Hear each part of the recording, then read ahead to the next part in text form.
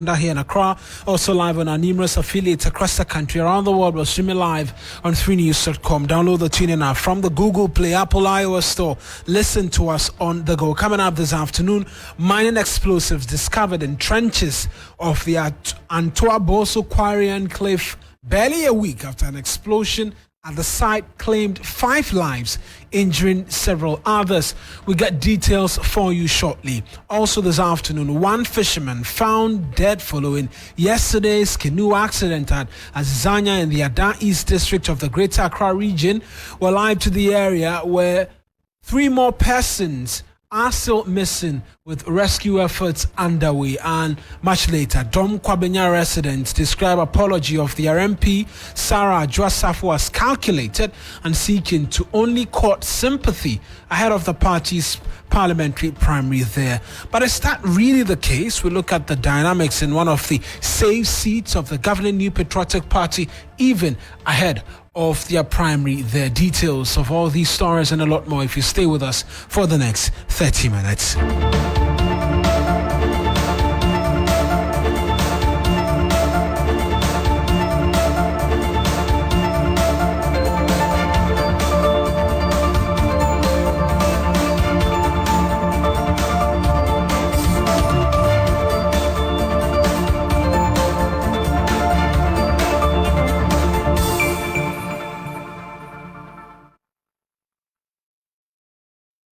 A pleasure that could be a part of this afternoon's bulletin. It's streaming live on Facebook. Our handles 3FM927. Same handles on Twitter as well, 3FM927. I am Eric Mawuena Egbeta. We're going to begin this afternoon's edition of the bulletin from the Western region because the Shamar District Security Council and the Minerals Commission have discovered quantities of ammonium substances and some explosives in the trenches of the Antoa Boso Quarry Enclave. The discovery comes barely a week after an explosion killed some 5 people, injuring several others in the area. Worrying among the lot is where the latest discoveries were made, with the site playing host to about 6 other quarry sites. The Minerals Commission, which helped raid the location, they tell 3FM the explosives are only to be kept by licensed companies. Francis Annabel Jr. is the assistant manager at the Minerals Commission. He's been speaking to us. We had an information that there's AN in one of the communities. So we suspended our meeting and then we moved. We couldn't identify the particular area. So we asked the police to hang around to gather information.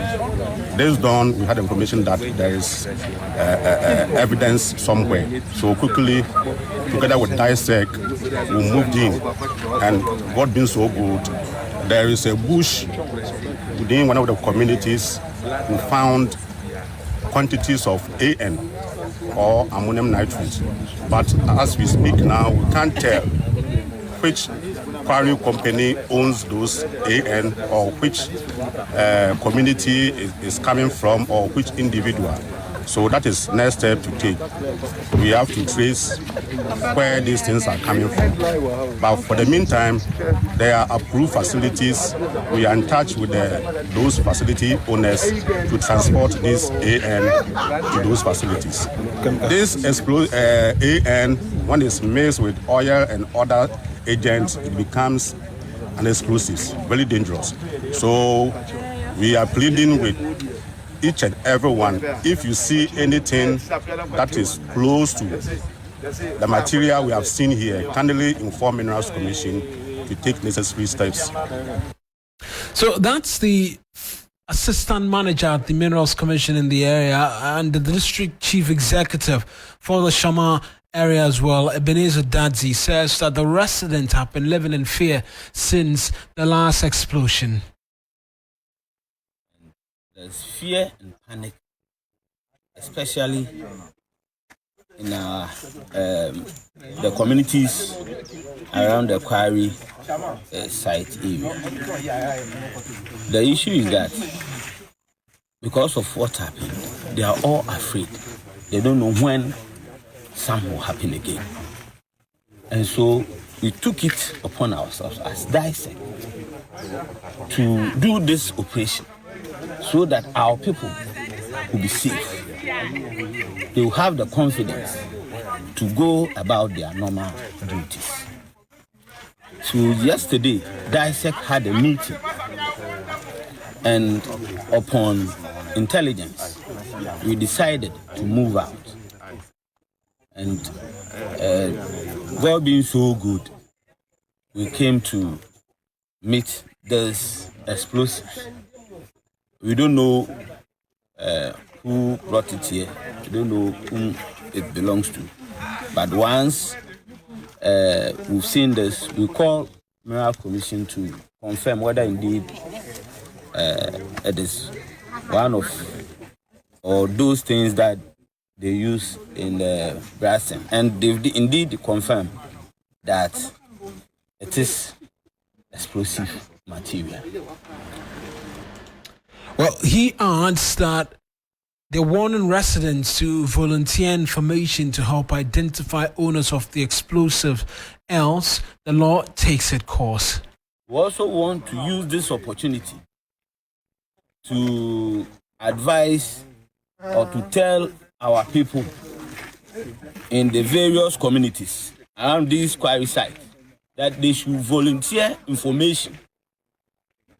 If they have information of whoever is hiding something, whoever is hiding explosives around the quarry site, they should volunteer information to us so that we also act on it quickly in order for them to be safe. Their life is very important to us. We don't want this to happen again.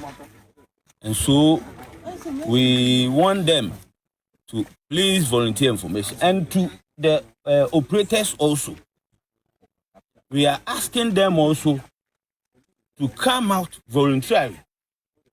If they have, they should come out and tell us so that peacefully we ask Minerals Commission to convey all those materials to the appropriate place.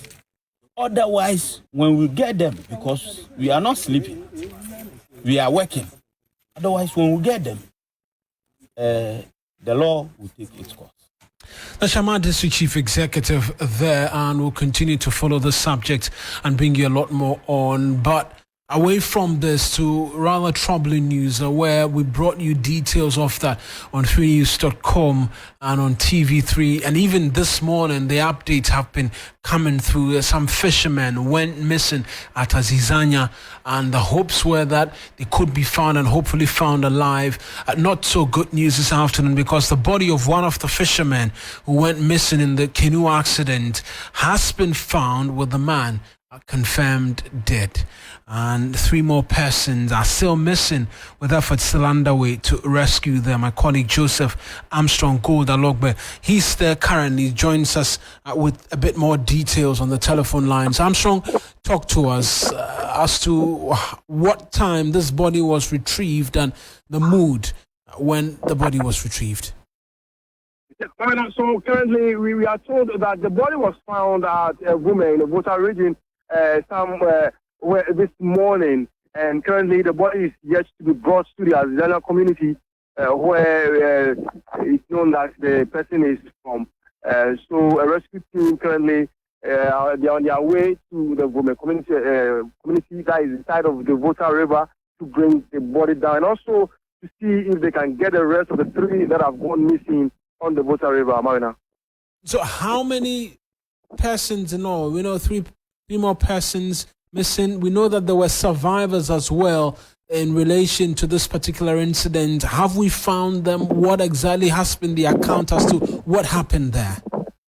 So, Mawuena, we got here not too long ago. We are trying to get some of the survivors to give us exactly what happened. But then we met some few people here at the estuary who told us that they were right here and they saw it happen. According to them, they cautioned them. There's this red flag that they face anytime the sea is very rough, and they raise a red flag, but just that the 2 canoes refused to obey the signal, and that led to them capsizing and leading to the death of 1 person now as it stands right now. So we are trying to see if we can get some of the survivors, the officials, the NADMO and then the Navy, are currently on the Awusah River, where we cannot get access to them now, trying to get the 3 that have gone missing, Mawuena. You mentioned some of the officials. Which individuals are currently undertaking this rescue operation? You've mentioned NADMO. Is it just NADMO? Which other organizations? So we are so NADMO led by the Navy and some fisher folk who knows the terrain very well, currently patrolling the Awusah River to get the rest of the 3 and also bring the other body that has been found in the Vome area back to the Azizena community. Right, Stan Armstrong, many thanks for those details. Armstrong Good Alogbe is my colleague in the Adan area, providing a bit more details as to exactly what it is that's been happening.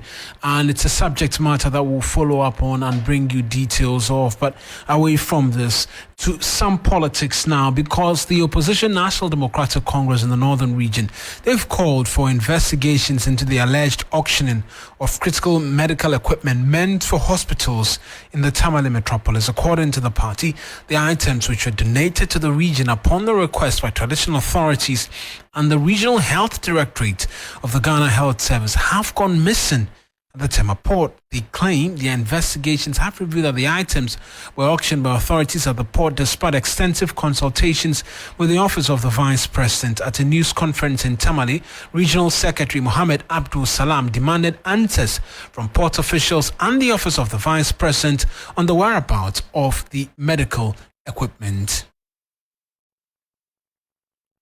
It is exceedingly regrettable that Chief Zosimlenas and partners' generous gesture to support these hospitals has been squandered. We call for a thorough investigation by law enforcement agencies into this medical supplies container auction case. Such recurrent misconduct at the Tema port should not be tolerated, as it may deter future donors from contributing medical supplies to underserved hospitals nationwide. Furthermore, it is a source of great disappointment to us that our fellow Northerner, Vice President Dr. Mahmoud Bawumia, did not utilize his authority adequately to facilitate and expedite the clearance of the container for the Northern region. Despite the waiver secured by the Health Directorate, as explained by the Northern Regional Directorate for the Ghana Health Service, this concerns about whether the Vice President lacks empathy for his fellow Northerners. Indeed, His Excellency the Vice President's office stands implicated for lack of commitment to help the people of the Northern region. Moreover, we demand a thorough investigation to uncover the beneficiaries of the auctioned medical supplies by the Tema Port authorities. The public must know the faceless people who bought those medical supplies container from the Tema Port. It is again worth noting that the Tamale Teaching Hospital currently lacks dialysis equipment. Therefore, Chief Zosimlena's acquisition of such equipment for the hospital should have been of particular interest to the Vice President, urging him on to expedite the clearance process for the benefit of the people. So that's the Northern Regional Secretary of the NDC, Mohammed Abdul Salam. Christopher Mwako is our man. He's been seeking to get a bit more on this development. Chris, provide a bit more background to this and how these medical equipment were auctioned. Yes, so in July 2022, Mawuena, the sub-chief of the Dakwema area in Tamale, Zosimlena, who is based in the United States of America, shipped some medical equipment from the United States to Ghana, and for that matter to Tamale for hospitals in the Tamale metropolis to benefit. That is the Tamale Teaching Hospital, West Hospital, and the Central Hospital. That has been a relationship between the Zosimlena and the Tamale Metro. So these medical equipment arrived at the Tama port in September 2022, and unfortunately they were unable to clear the containers of these medical equipment. So the office of the Vice President was involved, according to the chief, and for him to help in clearing these medical equipment. Unfortunately, in June this year, after several visits to the Vice President's office and also appealing to him to intervene, the chief was told that the containers worth $400,000 of medical equipment were auctioned, and as it stands now, they don't even know who these containers were auctioned to. So that has been a matter that residents are very much peeved about, because as at the time that these issues were uncovered, the Tamale Hospital has been complaining of lack of dialysis machines and other medical equipment. And according to residents, this would have come to salvage the situation. And for that matter, the vice president not intervening and allowing this medical equipment to be auctioned allegedly to party boys, then it calls for some questioning. Chris, many thanks for that background. That's Christopher Marco, my colleague in the northern region, providing a bit more details there for us. And we're going to stay on the subject of politics, because these are the words of constituent of Sarah Awusah. She's only interested in becoming MP again. She doesn't take her seriously. The sentiment largely from the constituent of Dom Kwabenya MP Sarah Awusah after her open apology to the leadership of the NPP. Sarah Awusah was apologized to the party for causing controversies during her extended absence from parliamentary duties. In a Facebook video, the legislator said her actions were unjustified and expressed regret in the said post. Awusah's prolonged absence from Parliament in 2022 sparked nationwide debate. Dr. Mahmoud Baumia, the Chief of Staff, Honorable Frema Osei Opari, the Majority Leader, and the entire leadership of Parliament, I want to take this opportunity to ask for your forgiveness for anything untoward that I have done. So that's Sarah Awusah in that near 2 minutes video, really. 2 minutes, yes. 2 minutes video where she was apologizing. But for a constituent, the apology is only a feeble attempt at courting support ahead of the parliamentary primary in the constituency. Here's what they've been telling the news team. Because it's getting closer to the election year, so I think it's one of those things of politicians. I don't think it's going to change anything if she's bringing that apology up.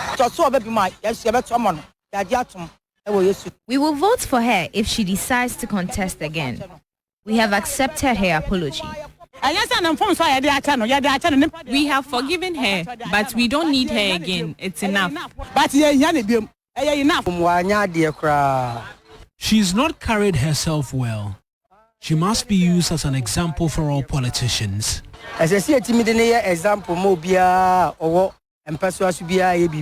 Careful.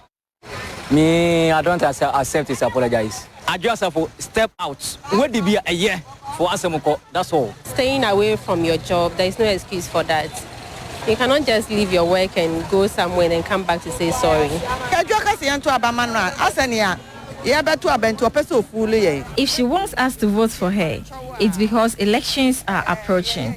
She is making mockery of us. There's no any forgiveness. There's an election coming, and she wants to beg so that she can get a chance to do whatever she wanted to do. She's not genuine. So those were constituents of Sarah Awusah. Musa Dankwa is the Executive Director of Global Info Analytics. They've done some extensive work on the voter dynamics within the NPP ahead of the party's primary there. Let's speak to him. Many thanks, Mr. Dankwa, for speaking to us. I'm sure you heard some of the constituents and their thoughts as to the apology as rendered by Sarah Awusah. Is this reflective in the research you've carried out as an organization in the look up to the party's primary there? Yeah, absolutely. We haven't done anything for the primaries in particular, but if you look at the constituency as a whole, the work we've done there in recent times, it shows clearly that the voters are fed up with Awusah. And they are divided in terms of MPP support. There are those who are strongly behind her, and there are those who are seriously opposing her candidature. And that will really be a problem for the MPP, regardless of who becomes the candidate for Dome Kwabena in 2024. So it's not just a problem of Sarah Awusah, but a problem of whoever the NPP may produce in the constituency come elections 2024? Yes. What we've seen is that for those who back Awusah, if he's not in the race, they move towards the NDC candidate. Majority of them. So it's showing the division that we are witnessing in Domi cabinet.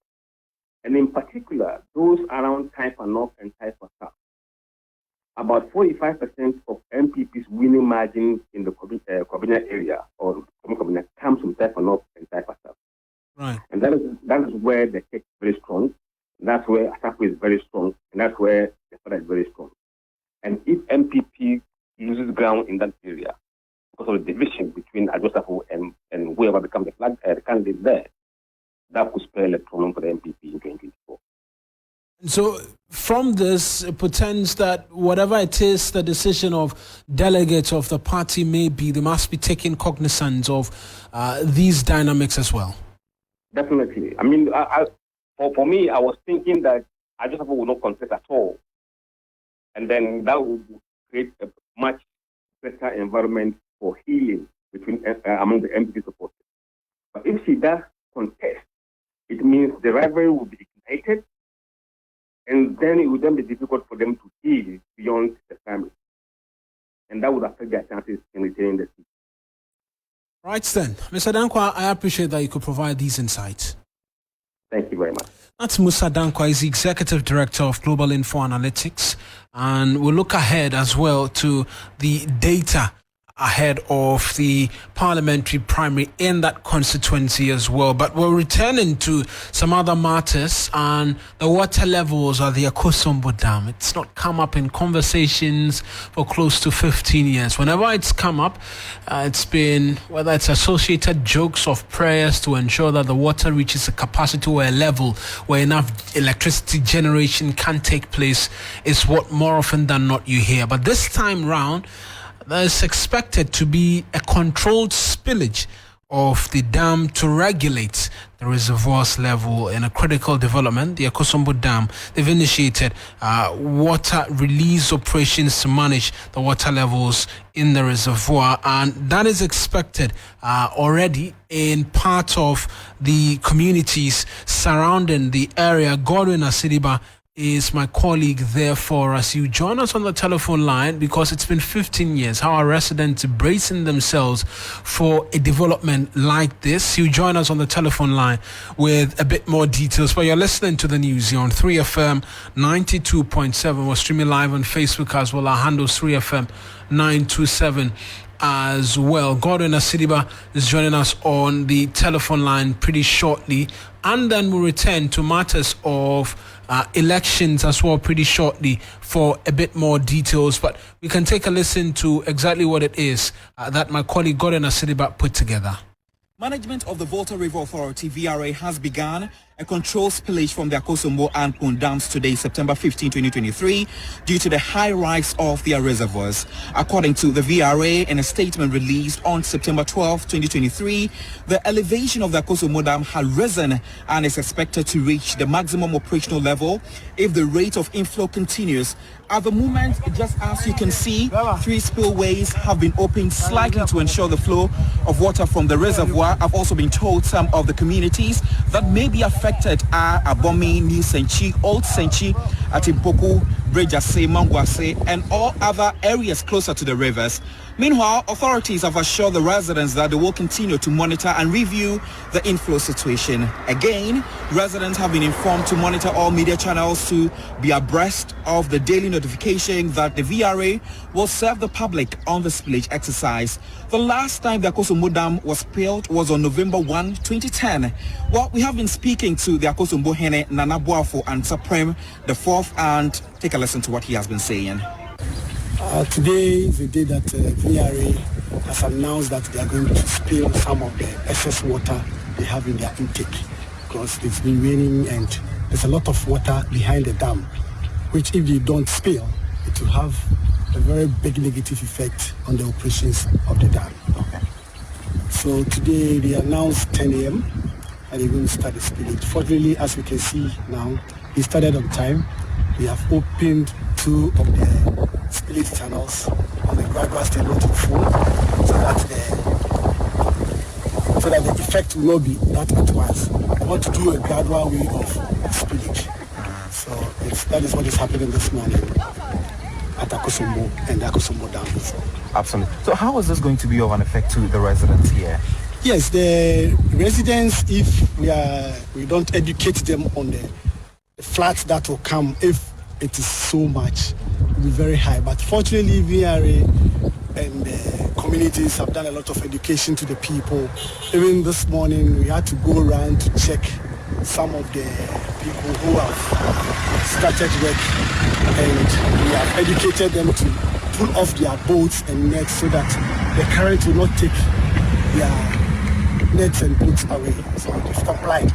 So when was the last time the spillage happened here? I think that the last time was 2010. So this is about 13 years ago. How did the impact look like? You know, the downstream, I can't talk too much about the far away from Akosombo and its environs. But for the Akosombo and its environs, because of the number of education that VRA and the people, we the chiefs and the community people do have with the people living along the river, they know that if they hear of a spillage, they should stay away. And they shouldn't go into the river to do their fishing activity. So they comply. So we didn't have any casualty 10 years ago. We gave this barrels. Okay. The only good thing is sometimes when they spill, there's a lot of fish coming from the upstream. So if you don't control your people, they rush to go and pick the fish and something might happen. So we educate them that wait, let the river go down, then you can do whatever you want to do. So that is what. All right. Thank you very much. Thank you. That's my colleague Godwin Asidiba in that interaction with the chief of the Akosombo area there, providing a bit more details. If you go onto social media, you might see bits and portions of the video where the dam open, some bits of it open. It's a controlled spillage really, and the water gushing out. Makes for an interesting view if you go onto our social media handles 3FM927 and see for yourself. But in other matters though, the Food and Drugs Authority in the quest to have a vaccine manufacturing hub in Ghana, the chief executive of the Food and Drugs Authority, Dr. Didi Stark, was called for stronger partnerships between the authority and industry players. Dr. Darko made the call at the first FDA scientific forum under the theme Protecting Public Health and Safety Through Partnerships. And the first conversation we're having is Ghana wants to become the vaccine manufacturing hub for West Africa. How are we going to be able to support them? So we brought people from the universities, we brought people from research institutions, we brought people from manufacturing industries to have one conversation. They all need to be in the same room. They all need to be able to bring out their points, bring out their challenges, bring out their innovations, and discuss to see how this reality of His Excellency the President, to ensure that we become a vaccine manufacturing hub, we need to make sure that we can do it and we can sustain, so that right from research and development up until the vaccines are manufactured, where we will be monitoring the quality and safety, all the partners are in one room discussing how to make it sustainable. That's the chief executive of the Food and Drugs Authority. Their initiative has been lauded by the Health Minister, Kweku Agyemang. We can take a listen to him. Manufacturing are in two phases, scale and finish, development of the vaccine. We've now set up the vaccine institute. We have the professor who is in charge of that place, a well-known researcher who was in Ogu. Now we are meeting here to discuss as to how we can partner with others across the globe, how we can partner with people within the country to see how best our collaboration will yield good results. We are looking more at development of these vaccines, different types, to see how best Ghana will own our own rights to do what it is to give us the vaccines that we need in our country. Health Minister Kweku Agyemang there, ending this afternoon's edition of the Bulletin here on 3FM 92.7. As always, a lot more news if you log on to 3news.com. I am Eric Mawuena. Egbeta, the business team, they are here ready and waiting to bring us the very latest from the world of business. Bismark is here. He'll do that pretty shortly. Many thanks for listening.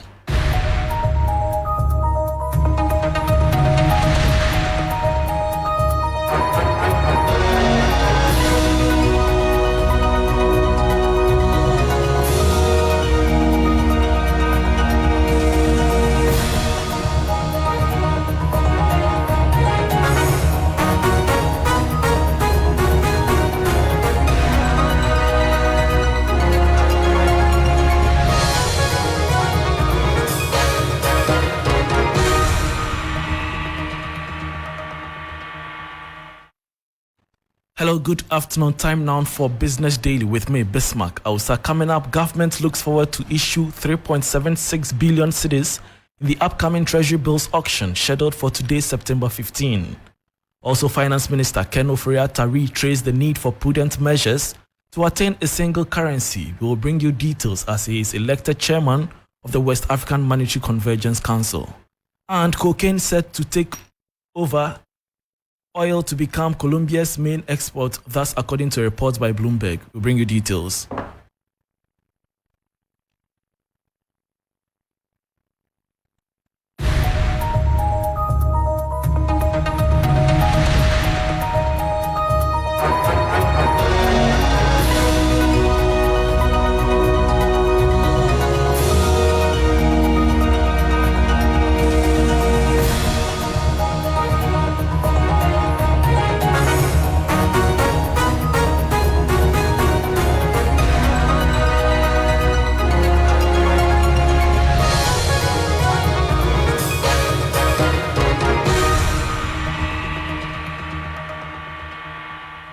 Welcome back. Thanks for your company. My name is Bismark Awusah once again. To our very first story, Vice President has called on ECOWAS countries to ensure macroeconomic stability to spearhead the attainment of the West African Monetary Union.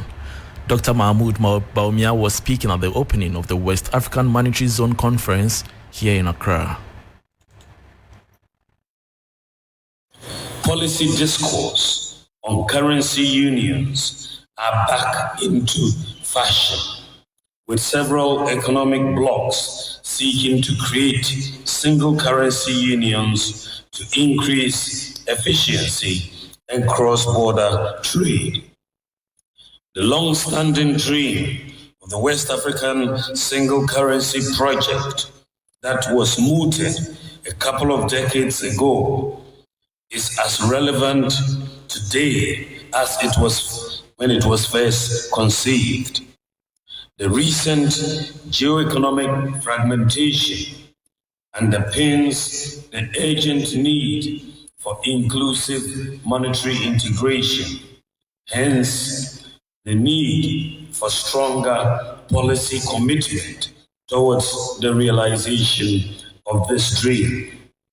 We, therefore, must double our efforts in ensuring macroeconomic convergence and stability, which are necessary conditions for the takeoff of a monetary union. That was Vice President Dr. Mawuena. Meanwhile, Finance Minister Ken Ofori-Atta has been elected as chairman of the West African Monetary Convergence Council, and he emphasized the need for prudent measures by government in attaining the single trading currency for ECOWAS. The journey towards a single currency program, and more broadly, the economic integration agenda, has been a long one. Indeed, at yesterday's dinner party of the Convergence Council, ministers and governors, I did remark that given the challenging macroeconomic environment facing ECOWAS member states, the dream of a single currency may seem distant, perhaps even utopian to some, but we cannot relent. However, I believe these statutory meetings offer a significant opportunity to discuss the successes and challenges confronting us as a zone and as individual member states in meeting the primary and secondary convergence criteria and other requirements necessary for the success of the ECOWAS monetary cooperation program. And that was Finance Minister Ken Ofori-Atta on the need for a single trading currency for ECOWAS. Moving on, government is looking forward to a notable gross issuance of 3.76 billion cedis at the upcoming T-bills auction scheduled today, September 15. This figure represents a substantial week-on-week increase of 44.5% as government seeks to roll over upcoming maturities valued at 3.51 billion cedis. The following Business Desk report has more. Government is strategically seeking to roll over the upcoming maturities as part of efforts aimed at addressing its financial obligations and to maintain liquidity in the market. However, amid the amplified target size, concerns have arisen regarding potential investor demand. It is speculated that the market's response may fall short of expectations given the substantial issuance volume. As a result, GCB Capital Research suggests that the yield for the 91-day T-bills could potentially escalate to reach the 28% mark. This development underscores the delicate balance that the government must navigate in its debt management strategy, particularly in a market environment marked by varying economic forces and investor sentiment. The forthcoming T-bills auction will be closely monitored as market participants assess the outcome and its implications for the broader financial landscape. And that was a Business Desk report. Moving on, management of the Tema Oil Refinery, TOR, has been urged to go into third-party storage services to raise funds to meet its debt obligations. This, according to policy analyst at Eureka Energy Solutions, Rafik Jawula, says TOR has to leverage its storage tanks. Currently, 20 out of the 60 storage tanks at the refinery are in bad shape and idling. Eureka Energy Solutions is encouraging the management of Tema Oil Refinery to take steps to address financial challenges facing the refinery. These financial challenges, as you may know, have the potential to affect their operations and consequently,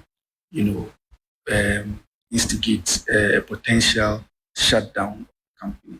We do know that the Tema Oil Refinery owes some debt obligations to ECG, which debt obligations amount to a tune of about 11 million Ghana cedis.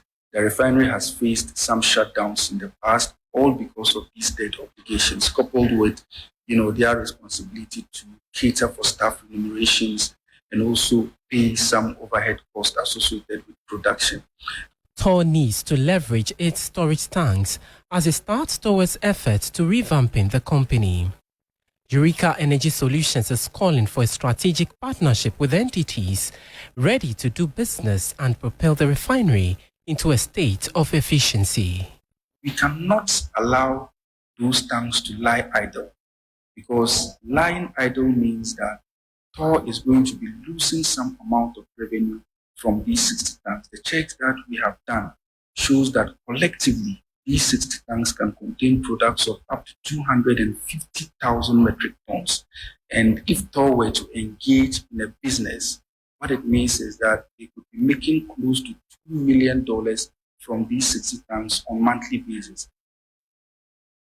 That was a Business Desk report. Now to our special Friday feature. Following concerns about the long-term financing sustainability of the pension scheme in Ghana, several policy measures have been suggested, including increasing the pension age from the current 60 years. In this 3-business feature, we explore the 60-year retirement conundrum. I do not want to die before I enjoy my pension. I want to have my pension and I enjoy my pension before I die. These are everyday sentiments of pension contributors. But what if after all those years of contribution, the system actually fails you? The 2014 and the 2017 actuarial valuation reports of the SNP scheme have predicted a continuous rise in pensioner population and, of course, a corresponding increase in pension expenditure. I remember the last valuation report expressed the opinion that the scheme is unable to pay benefits fully and on time by 2037. That is, the scheme is not sustainable in the long term due to rising cost of benefits. Concerns about the long-term solvency of the pension scheme have been raised. This has subsequently led to numerous policy suggestions like increasing the rate of SNP contributions. It, however, seems an extension of the retirement age from 60 years to about 65 years is currently leading in the conversations. How prudent is this proposal? A special Friday feature by my colleague, Menu Afo. Now, before we go, oil exports posted a drop of 30% in first half of this year. Cocaine is said to become Colombia's main export, overtaking oil, according to Bloomberg Economics. The Colombian government is taking a more lenient policy regarding drugs, thus production of the drug is expanding. According to Bloomberg Economics, 2022 exports were worth an estimated $18.2 billion. Oil exports posted a drop of 30% in the first half of this year. Bloomberg economist Philip Hernandez believes that now cocaine can become the #1 export of Colombia by the end of 2023. The production of cocaine is in South America. American countries like Peru and Bolivia has also soared, particularly during the economic crisis caused by the 2020 coronavirus pandemic. And that will be all for Business Daily with me, Bismark, Awusah. For more business stories, please log on to 3news.com. Thanks for your company.